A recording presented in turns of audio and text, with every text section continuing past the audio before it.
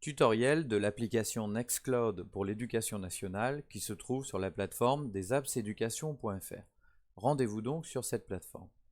Une fois sur la page d'accueil, vous cliquez sur Accéder à la plateforme et vous allez choisir tout simplement votre académie. Les outils s'affichent et c'est donc Nextcloud qui nous intéresse.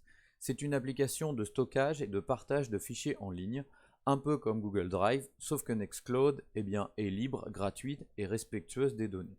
Cliquez sur Nextcloud et si vous n'avez pas de compte, vous allez cliquer sur Enregistrement pour vous en créer un avec votre adresse académique obligatoirement.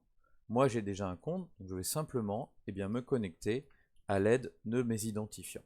Je clique sur Connexion, je patiente et j'arrive sur la page d'accueil. Alors une page d'accueil d'ailleurs qui a peu d'intérêt et on va donc cliquer ici sur Fichier pour accéder à notre tableau de bord. Ici, on va retrouver une interface classique avec les différents dossiers que l'on a mis en ligne et également des fichiers seuls comme ici. On va voir tout de suite comment déposer des documents dans votre Nextcloud. Pour cela, vous avez deux solutions. La première, c'est cliquer ici sur plus et de cliquer ici sur envoyer un fichier. Et vous allez alors pouvoir explorer les fichiers dans votre ordinateur. Par exemple, ici, je récupère une photo, je clique sur ouvrir, je patiente quelques secondes et je retrouve donc ici ma photo en bas. Je peux cliquer pour l'afficher et je peux également la télécharger ou la supprimer si je le souhaite ici ou alors également là avec les différentes options qui s'affichent.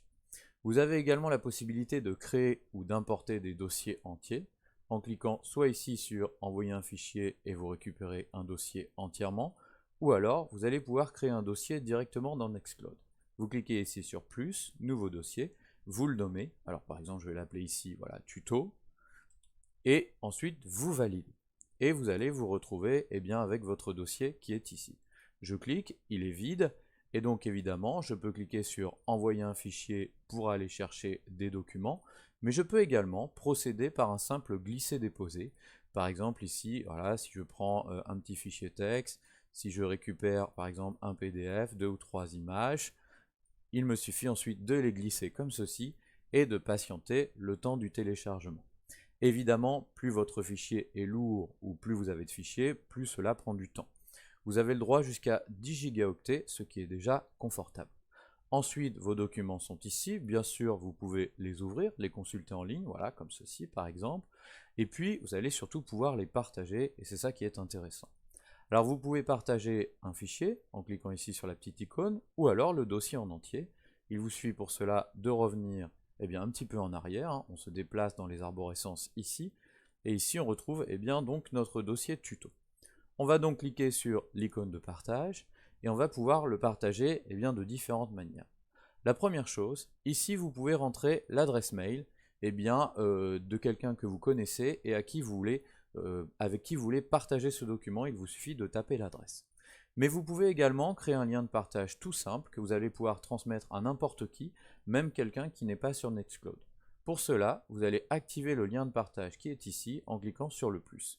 Voilà, c'est fait, le lien est créé, il vous suffit de cliquer ici pour le récupérer.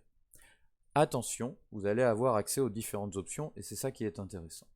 Première chose, par défaut, votre dossier est partagé pour un mois.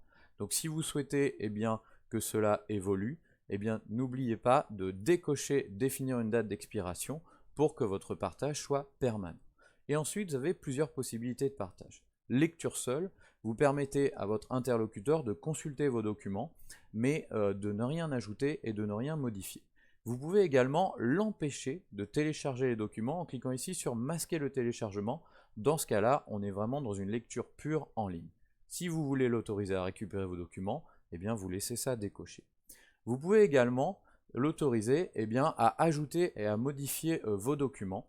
Donc il va pouvoir modifier, supprimer les vôtres et en ajouter d'autres. On est sur une collaboration d'égal à égal. Et puis vous avez enfin dépôt de fichiers uniquement. Dans ce cas-là, vous permettez simplement à votre interlocuteur de déposer des documents, de récupérer des fichiers. Ça peut être utile par exemple si on travaille avec des élèves et qu'on souhaite récupérer leurs copies, leurs travaux. Vous pouvez ajouter un mot de passe si vous le souhaitez, et c'est à vous de le définir. Voilà.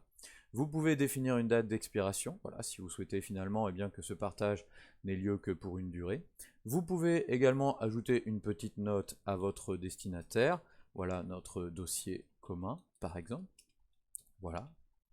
Et puis, vous pouvez également finalement décider de supprimer le lien de partage en cliquant ici sur ne plus partager. Donc là, ici, on va commencer par lecture seule et on va donc cliquer ici, récupérer le lien de partage. Voyons ce que ça donne.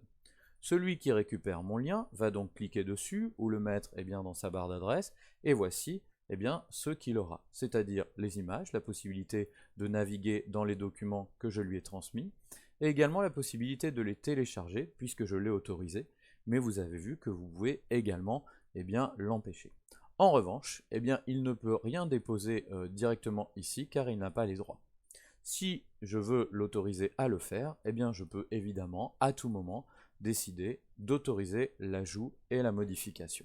Et dans ce cas-là, pas besoin de renvoyer le lien reste le même, et cette fois, votre interlocuteur va pouvoir en effet déposer un document supplémentaire. Voilà, par exemple, il va vous rajouter une photo de la Tour Eiffel, et ici, vous voyez, le dossier est déposé, le document est ici, et évidemment, vous y avez accès aussi. Donc finalement, c'est assez simple de partager des documents à l'aide de Nextcloud. Vous pouvez également créer différents documents, notamment des feuilles de calcul partagées, des diagrammes, comme par exemple des cartes mentales, et des documents collaboratifs, comme on le retrouve dans d'autres applications. Pour cela, vous cliquez sur Nouveau document, vous nommez, voilà par exemple nos notes communes, comme ceci, vous validez, et ensuite, vous allez avoir un document collaboratif qui va s'ouvrir. Voilà, et ensuite, vous avez les différentes options de mise en forme classique d'un traitement de texte. Alors, voilà, note commune, voilà, comme ceci. Et puis là encore, vous allez pouvoir partager ce document, voilà, avec les mêmes conditions qu'on l'a vu précédemment. Voilà, ici, vous pouvez enlever la date d'expiration, autoriser par exemple la modification, et ensuite, vous cliquez ici sur le lien pour pouvoir le transférer à votre interlocuteur qui va pouvoir du coup ouvrir votre document et le modifier en indiquant par exemple son prénom pour qu'on sache qui a fait quoi. Donc voilà, ici sur les notes communes, il va pouvoir par exemple ajouter voilà, mon idée supplémentaire, etc., etc.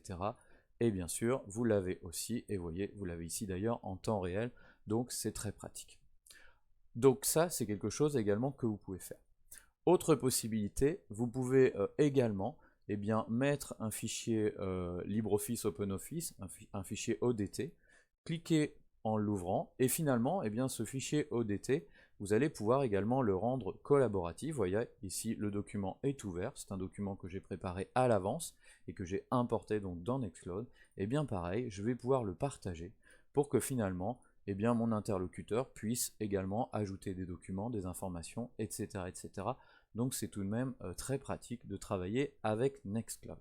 Alors bien sûr, vous pouvez supprimer un document à tout moment, il suffit de cliquer ici, vous supprimez comme ceci.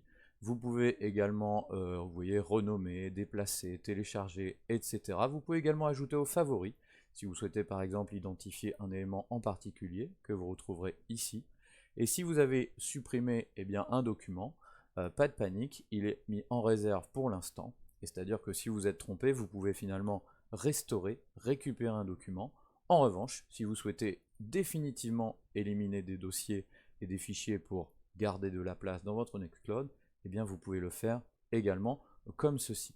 Alors vous avez d'autres onglets ici qu'on ne va pas explorer dans le cadre de ce tuto simple, mais vous avez ici la possibilité d'afficher uniquement les photos qui sont dans vos dossiers, voilà ici. Vous avez également un onglet activité qui va vous permettre de voir ce que vous avez fait dernièrement. Finalement, c'est votre historique, ça peut être pratique. Vous avez ici carnet qui vous permet éventuellement d'ajouter des notes. Voilà, des notes, soit des notes texte comme ceci. Voilà, par exemple, je vais indiquer voilà, faire un tuto sur telle appli, et puis je vais mettre par exemple voilà l'appli Peertube, voilà, comme ceci, et je valide. Voilà. Alors, vous pouvez également ajouter ici une note sous la forme d'un enregistrement audio en vous enregistrant avec votre micro-casque. Ici, vous avez une sorte d'agenda qui peut vous être éventuellement utile. Ça vous permet d'ajouter différentes cartes, finalement des notes sur différentes dates. Vous pouvez également créer plusieurs tableaux pour si cela vous est utile. Et puis vous avez un outil sondage que là encore on ne va pas explorer, mais qui est un sondage, on va dire, très simple de Nextcloud. Voilà.